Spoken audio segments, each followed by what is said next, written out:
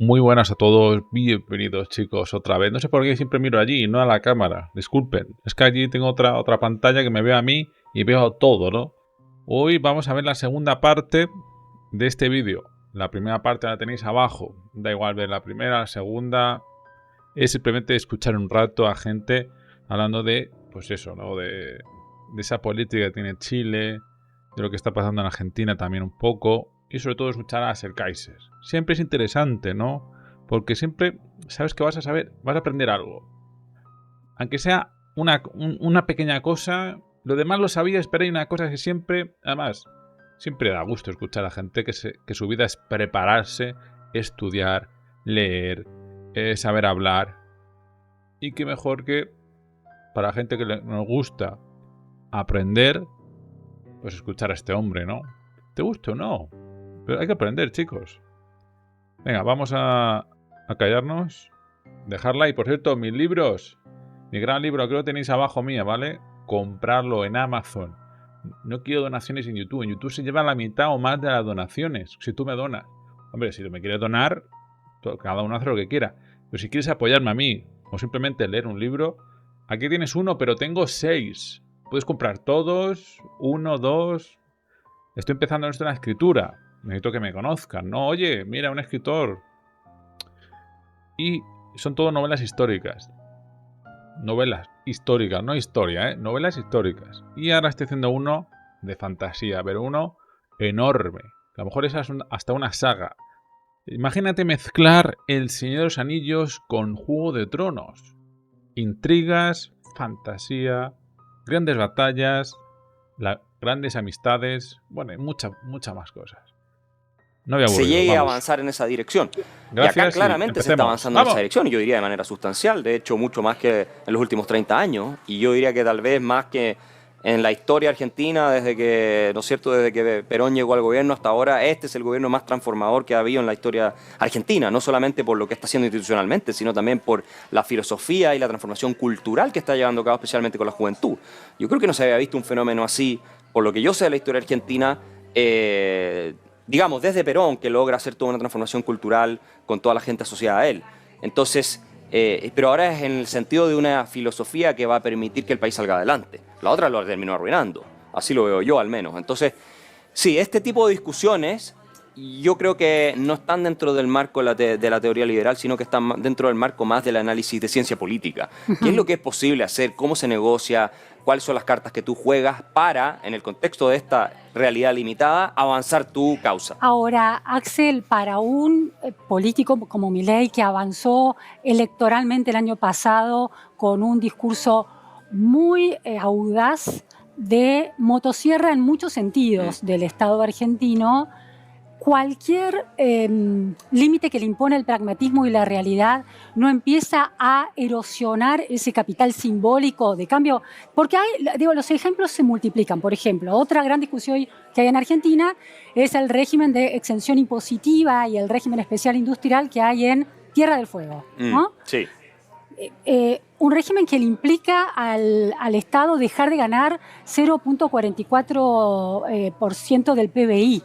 ¿no? Y sin embargo, Milei no toca ese régimen, que es un régimen que protege a un sector a expensas de encarecimiento de productos para todos los argentinos.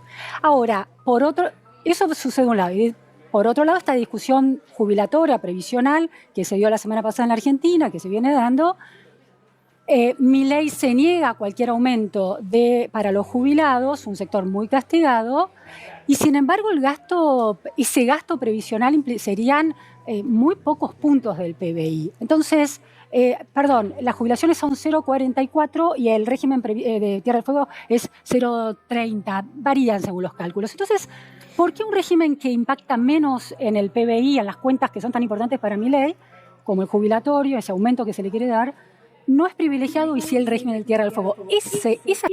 La gran cuestión en todos los países ve una, chicos, las pensiones. Lo que todo el mundo sueña con algún día vivir de un dinero por haber trabajado toda la vida o por tener una invalidez. Bueno, la pensión. Las pensiones. En España igual.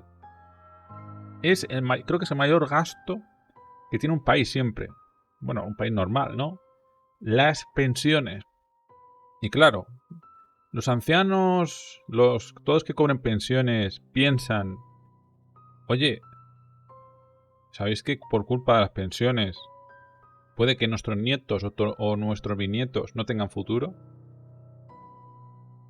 Y mucha gente dirá, pero eso es injusto, Lavinero. Eso es injusto. Es que las pensiones es una estafa piramidal. Los pensionistas están teniendo el dinero de la gente que trabaja hoy, no de lo que han trabajado antes. Eso es mentira. Eso de que el dinero que han trabajado toda la vida y ahora están recibiendo lo merecido. No. Ese dinero es de la gente de ahora. Ese es el tema. No voy a entrar más al tema porque yo no soy profesional, ¿no? Pero vamos a escuchar a esta gente que sí es profesional, creo. ¿Esta decisión política no hará su promesa liberal libertaria? A ver, yo no estoy al tanto de los detalles numéricos, pero lo que yo había leído sobre la reforma previsional es que imponía una carga fiscal relevante que el gobierno no está, que los argentinos, porque acá hay que decir una cosa, no es que lo asume Milei, no es que lo asuman los ministros de Milei o Caput, no es que lo asuman los gobernantes, ni los políticos. Los políticos no van a pagar esto, lo pagan los argentinos de su bolsillo. Y eso lo pagan o de impuestos, que ya no le puede seguir subiendo a la gente, o de inflación, que es lo que están tratando de eliminar, porque deuda no tienen acceso. Entonces, lo que está haciendo Milei es cuidar, al no abrir las puertas a esta posible vorágine, ¿cierto?, de hacer más gasto público para las pensiones, o gasto estatal para las pensiones, le está cuidando el bolsillo a los argentinos. Esa visión del mundo, Milei fue muy efectivo para comunicarla, y los argentinos, buena parte de los argentinos y de la opinión pública actualmente, aún en medio de una caída importante del salario real, siguen abrazando ese ideario y siguen apoyando al gobierno. Está claro que hay una racionalidad en ese argumento. Pero es que yo te diría que no es un ideario y una visión, simplemente es como la realidad funciona. Pero la realidad también dice dos cosas, Axel, que esa es la pregunta sobre el pragmatismo y la realidad. Dice que los jubilados, ese aumento que se le quiere dar a los jubilados, representa en términos del PBI el 0.44 del PBI. Y el régimen de Tierra del Fuego representa el 0... Es poco. No es poco. Es bastante, de hecho. Bueno, pero te digo... Porque eso como déficit del gobierno debe ser mucho más. Sí, pero termino la idea. Pero el régimen de Tierra del Fuego representa el 0.22% del PBI y no se lo toca bajo ningún concepto. Yo no sé si ellos tienen, fíjate, este tema yo no lo he hablado obviamente con ellos, pero me imagino que ese es un régimen que tienen pensado más adelante, tal vez si es que no es beneficioso para Argentina, reformarlo. Porque si va en contra de los principios de libertad individual, de dignidad de las personas y de florecimiento de la sociedad argentina. Claro. Porque el problema de este país es que lo que en inglés se llama una rent-seeking society, una sociedad buscadora de renta donde todo el mundo trata de vivir metiéndole la mano en el bolsillo a todos los demás. Entonces, por eso este país está arruinado. Y lo que está tratando de cambiar el gobierno Milei es precisamente eso. Entonces, si ese es un tema, y que es famoso por lo ineficiente que es, el régimen de Tierra del Fuego, yo estoy seguro que en algún minuto lo van a revisar, pero seguro, no tengo absolutamente ninguna duda. Tendría que haber una razón política extraordinariamente poderosa, que puede que la haya, yo la ignoro porque yo no estoy en el gobierno. Esa es la gran pregunta, ¿por qué pasa esto? No está claro. Yo no tengo el conocimiento para poder contestar si hay una razón política gigantesca, no sé, de tal nivel de peso que justificaría mantenerlo. Pero yo espero que este país se abra también a la economía internacional, a los libre comercio. Nosotros, una cosa que sí podemos decir en Chile, ¿por qué aguanta nuestro país? Porque somos uno de los países con más tratado de libre comercio del planeta. Argentina es uno de los con menos. Entonces, toda esta cosa del Mercosur, el proteccionismo, ustedes van a Chile y el mismo refrigerador que acá te cuesta, no sé, $4.000, allá te cuesta $800. ¿Cómo puede ser eso? ¿Y cómo está la industria chilena? Porque un argumento de los sectores más críticos a Milei dice que la apertura de la economía puede conducir a matar la industria nacional. No, eso es una de las más falacias más grandes y absurdas. Yo lo tengo completamente explicado en el libro El economista callejero, cómo funciona. Por favor. Sí, está explicadísimo. Mira, evidentemente van a quebrar empresas. Nosotros en Chile teníamos toda una industria textil que estaba protegida por el gobierno en la década de los 60 y los 70. Y hubo varias familias que hicieron multimillonarias vendiendo prendas carísimas, de mala calidad, a la gente más pobre. ¿Qué se hizo después? Se abrió a la competencia internacional y la gente tuvo acceso a prendas de mejor calidad, importadas de India, de China, de distintas partes, y mucho más baratas. Entonces, ¿qué ocurre? Tú, al gastar menos para comprar una determinada cosa, te queda un ingreso disponible como consumidor para gastar en otra. Entonces, tú activas otras áreas de la economía. Claro, la industria nacional efectivamente puede haber que, si no es competitiva, va a desaparecer.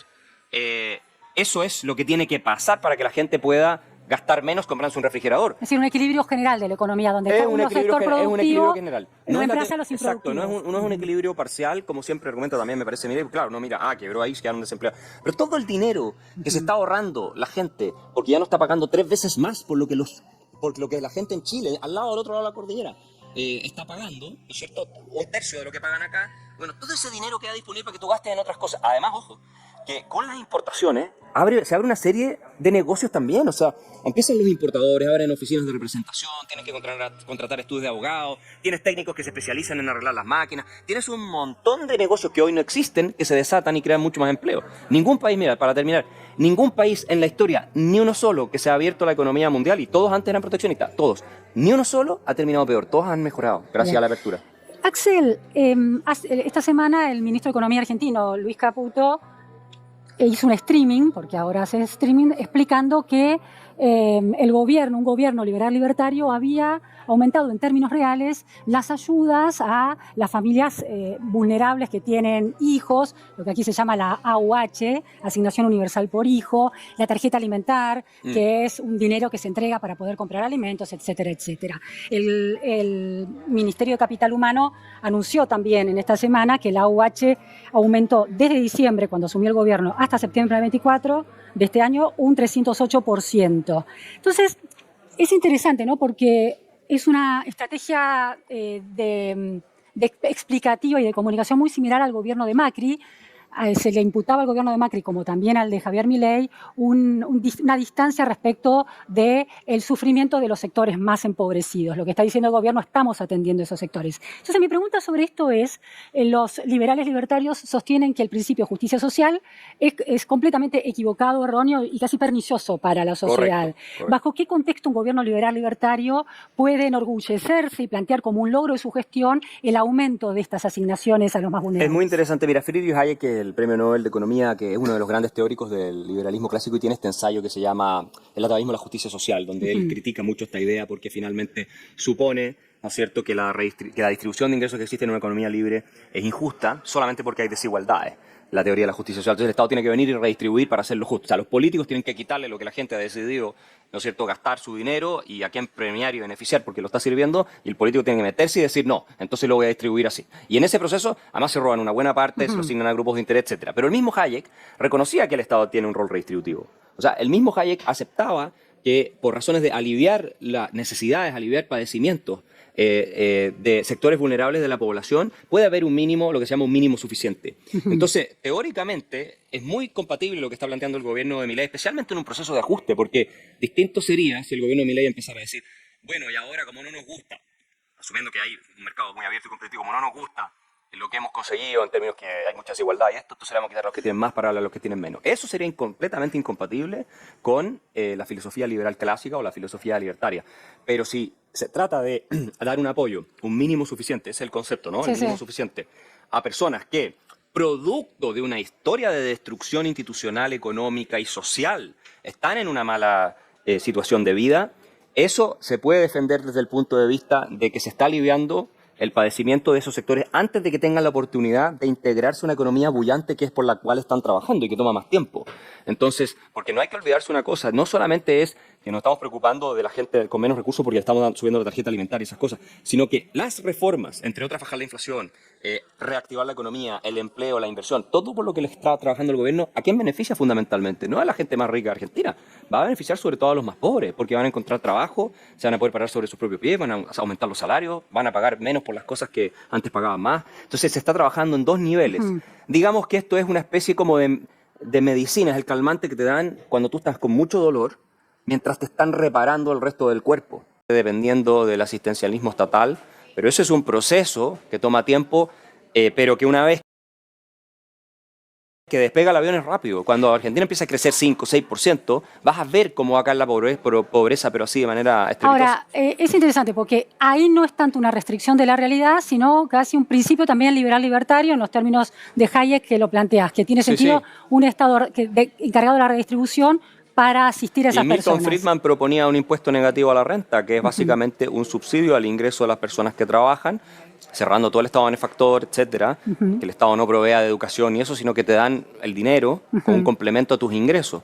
Él también proponía eso, para que no haya gente bajo un cierto umbral. Entonces esto es algo que muchos liberales han propuesto. ¿Cómo ve una mirada liberal libertaria como la tuya otro tipo de lo que podrían ser inconsistencias? Por ejemplo, el control de un precio central de la economía. El control es decir, la planeación centralizada de un factor de la economía, que es el precio del dólar. El cepo y el precio del dólar. Bueno, amigos míos, si queréis una tercera parte, si queréis seguir escuchando a este hombre, reventar a like y nos veremos muy pronto. Yo creo que el lunes ya. Así que tengan buen fin de semana y espero que os haya gustado. Nos vemos, ya sabéis, dar like y seguirnos poniendo más partes. Que viva Chile, la democracia, la libertad.